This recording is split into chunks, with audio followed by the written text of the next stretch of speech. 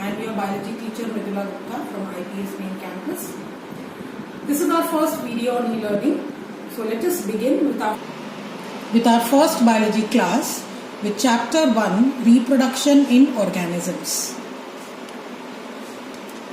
I hope you all remember reproduction you have already studied in class 10th. Let us begin with the meaning, which will be a revision for you. Reproduction is a fundamental feature of living organisms which involves the transmission of genetic material from one generation to the next, ensuring the survival of a species over long periods of time. So, reproduction is reproducing. Re means again. So, an individual produces more organisms like itself.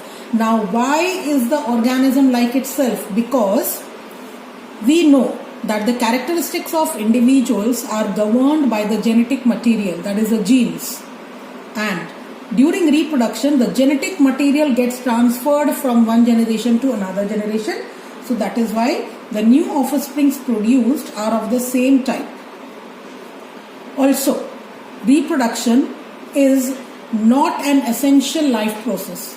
In class 10th, you have studied essential life processes like nutrition, respiration, transportation and excretion. These are the essential life processes. Means an individual cannot live without these life processes, but an individual can definitely survive without reproducing in its lifetime. Still, reproduction is very essential for the survival of species. We know that every species has a fixed lifespan, and after a particular period of time, the individual is going to die. And if reproduction does not take place, so the species can become extinct. So for the survival of the species, reproduction is very essential. So we were talking about that every individual has a fixed lifespan. Now let us study what is lifespan. The period from birth to the natural death of an organism is called its lifespan. So an organism takes birth and it dies. The period between birth and the death is known as a lifespan. Secondly, the lifespan of an individual or of an organism may be few minutes to several thousand years. So we can say that lifespan has a lot of variety. There is a lot of diversity in the lifespan. Here in the picture you can see a mayfly has a lifespan only of a day, and that of a butterfly it is 1 to 2 weeks, and that of a fruit fly it is a month. Now all the three are insects, but they have different lifespans, right? A crow has a lifespan of about 15 years, but a parrot, which is also a bird, has a lifespan of 140 years, right? So same type of organism have also different lifespans. Lifespan of plants is very high. Okay, here you can see a banyan tree. The lifespan is about 200 to 300 years, whereas the sequoia tree, that is around 3000 to 4000 years. So, lifespan has a huge variety. This table shows lifespan of certain organisms.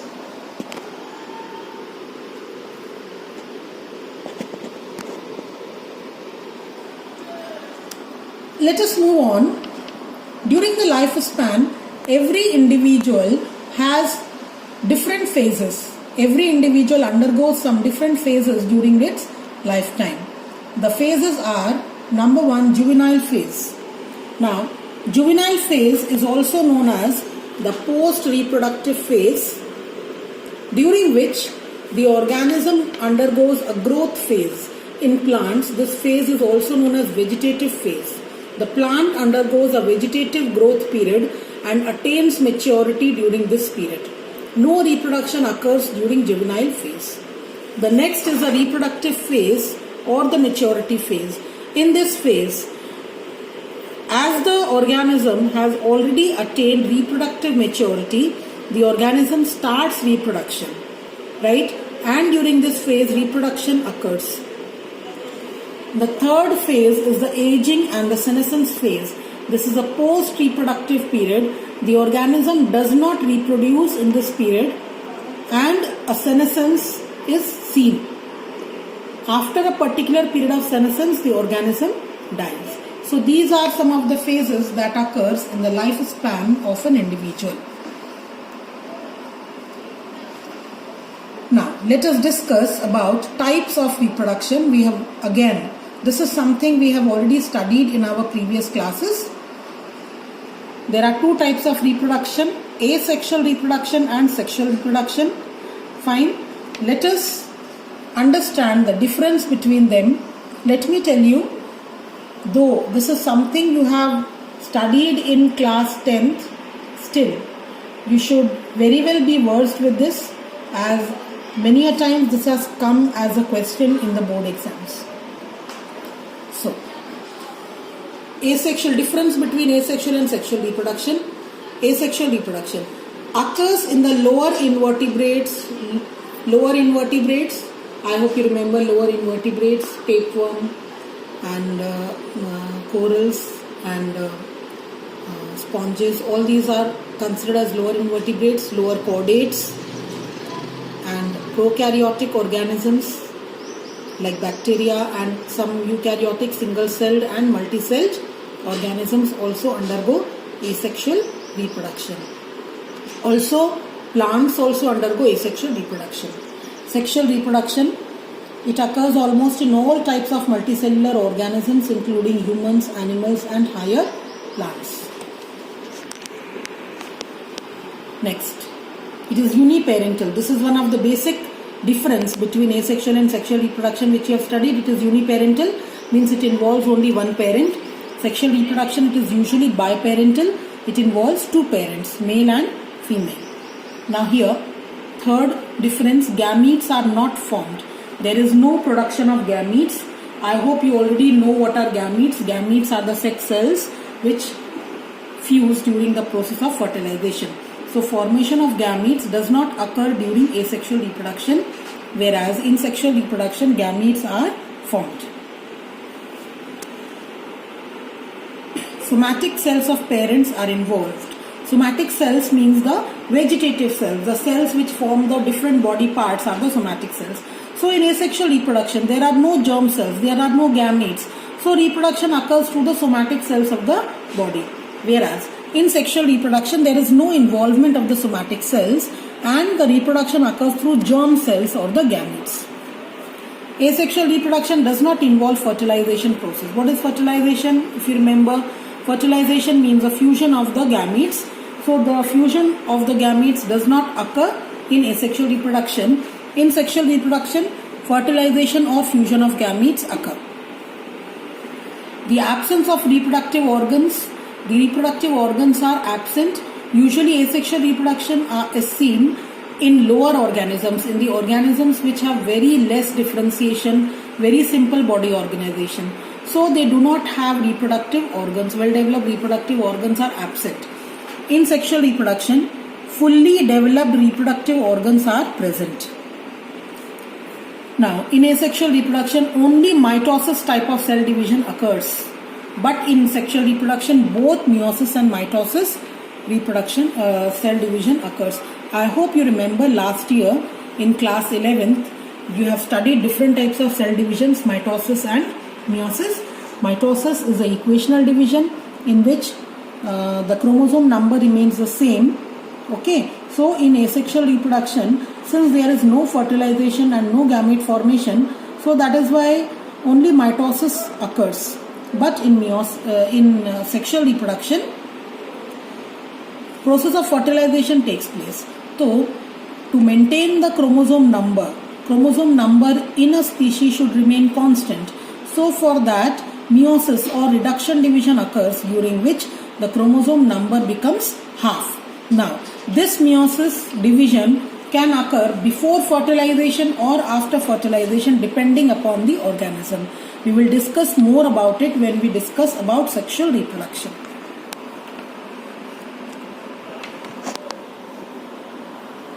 The progeny and the parent will be genetically identical, whereas in sexual reproduction, the progenies will be genetically different from the parents. Why is this so? Here we know that only one parent is involved, and and the same DNA or the same genes get transferred to the next offspring. But in sexual reproduction, the DNA comes from two different parents. So the genetic recombination occurs, and so the progenies will bring about some variations. Right? This is the same characteristic of only one parent is inherited. Here characteristic of both the parents are inherited. The genes and the genetic material are just multiplied and passed on to new organism from the parents. There is no recombination, nothing. Only the genes, they make their copies and they pass on to the next generation. Whereas in sexual reproduction, the genetic material undergoes intermixing from both parents to form a new set of genetic material, and this brings about lot of variations. Asexual reproduction is very rapid and it takes very less time. It is also very simple process with very little complications. In sexual reproduction, it is a complicated process. It involves formation of gametes, it involves process of fertilization. So it is not a rapid process and it takes more time to complete. The number of offsprings produced may vary from 2 to many. Large number of offsprings may be produced at the same time during asexual reproduction, but in sexual reproduction the number of offsprings produced is comparatively lower. Why is it so? Because this process is a complicated process and it takes more time. Next, asexual reproduction has no evolutionary significance. Why is this so? This is because no variations are caused. Right? If there is an error in DNA copying, then only variation will be caused in the progenies. Otherwise, the progenies are the exact copies of the parents. So it will have very little or no evolutionary significance. But sexual reproduction has evolutionary significance. Why? Because sexual reproduction involves some variations. So we have discussed the differences between sexual and asexual reproduction. Let us move on with asexual reproduction. So we already know what is asexual reproduction. Asexual reproduction involves only one parent. So this flow chart shows different types of asexual reproduction. Fission, which can be of two types: binary fission and multiple fission. Then fragmentation, regeneration, budding, and vegetative propagation. Budding can be external as well as internal.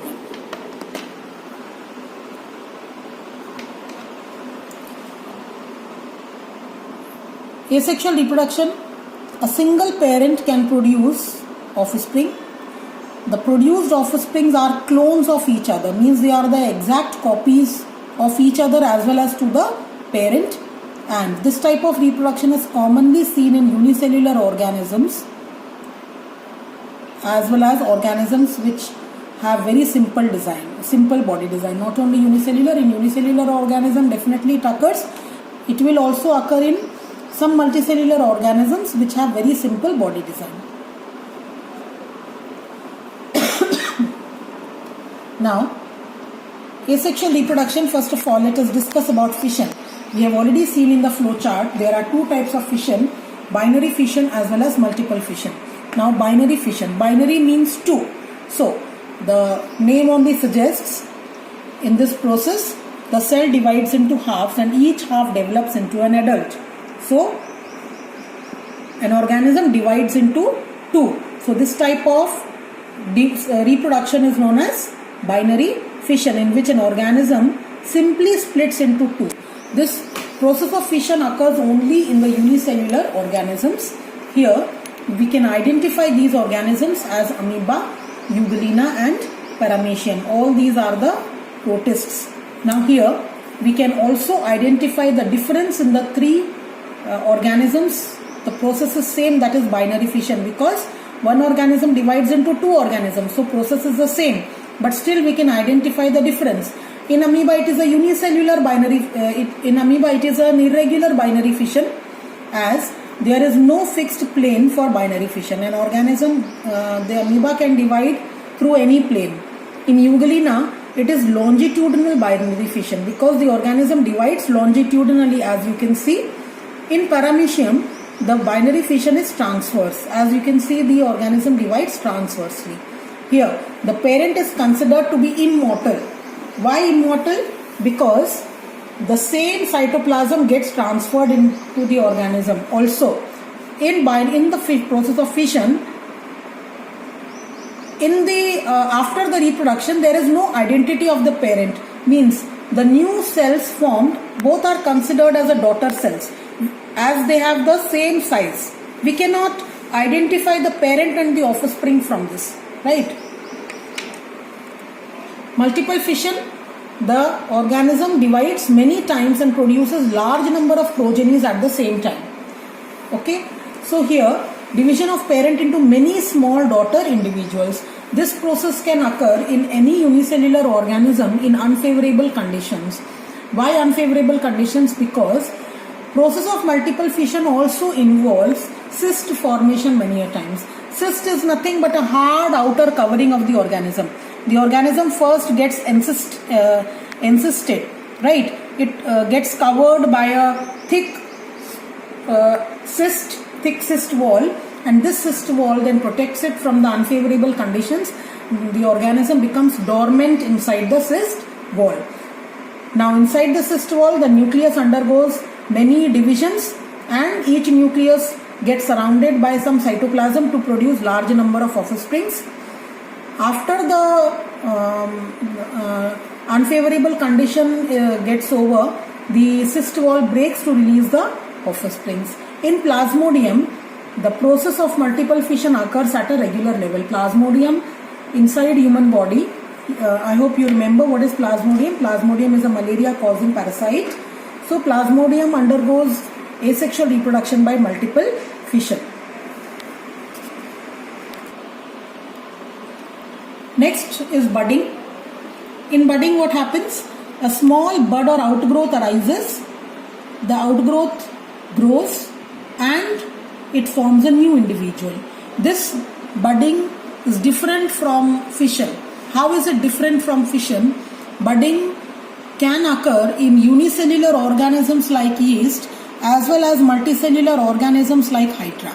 Secondly, just now I told you in fission that there is no identity of the parent. The offsprings, both the offsprings produced after fission are known as daughter cells. And we cannot identify parent and the offspring. But here, we can definitely identify the parent and the daughter, or parent or the offspring, because there is difference in the size. Fine. So, this is budding. We have studied two examples, budding in yeast as well as Hydra. There are certain other asexual reproductive structures like zoospores.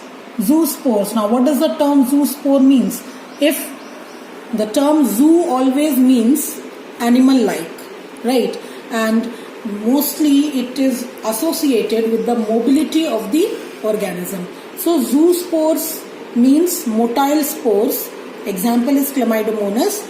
If you remember, Chlamydomonas is a type of algae, unicellular algae. Okay, it produces zoospores, which are the motile spores, and produces new organisms.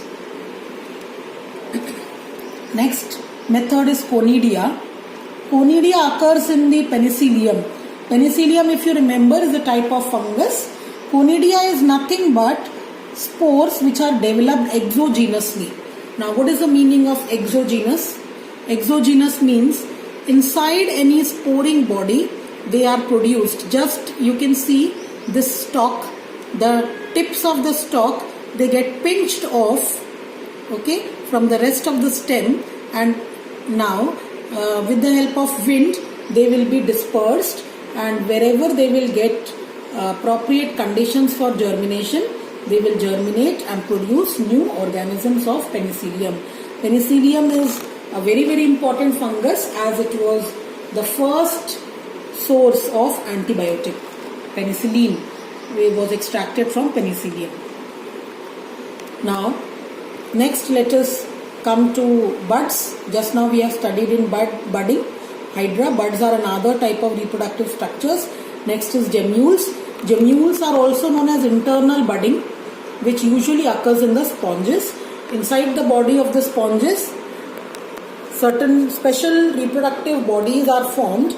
These reproductive bodies are known as gemmules, and later on the gemmules get dispersed from one of the end and they develop into new organism.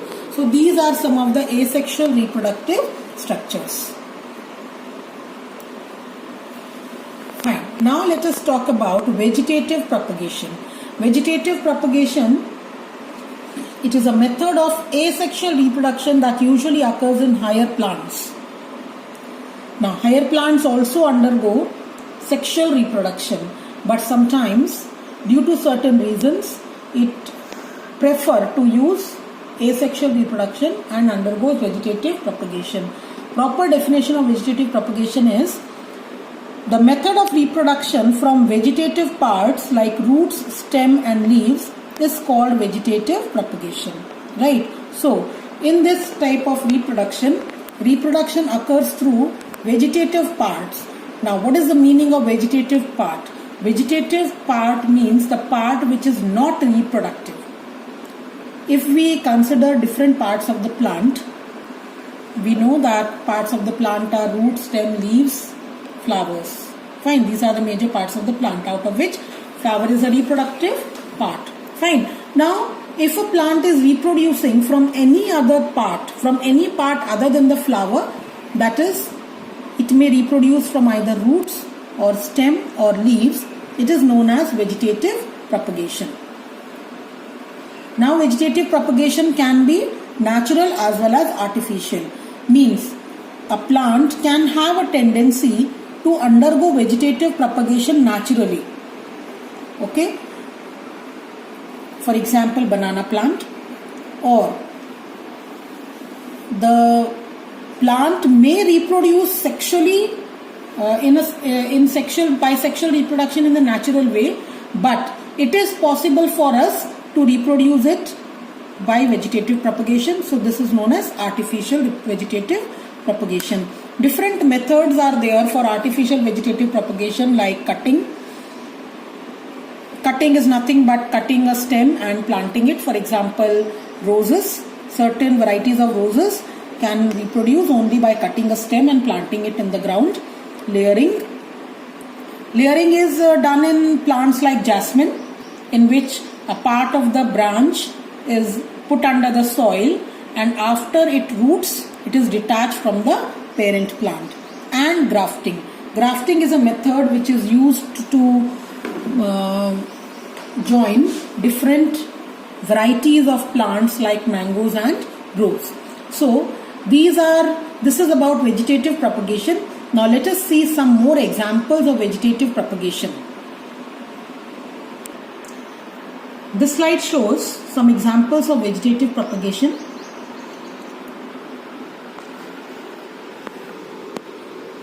This is a runner. Runner can be seen in mint plant, right? Mint in which the plant runs parallel to the ground, and from each internode roots arise and that goes inside the soil, and any part can be detached and can be grown separately.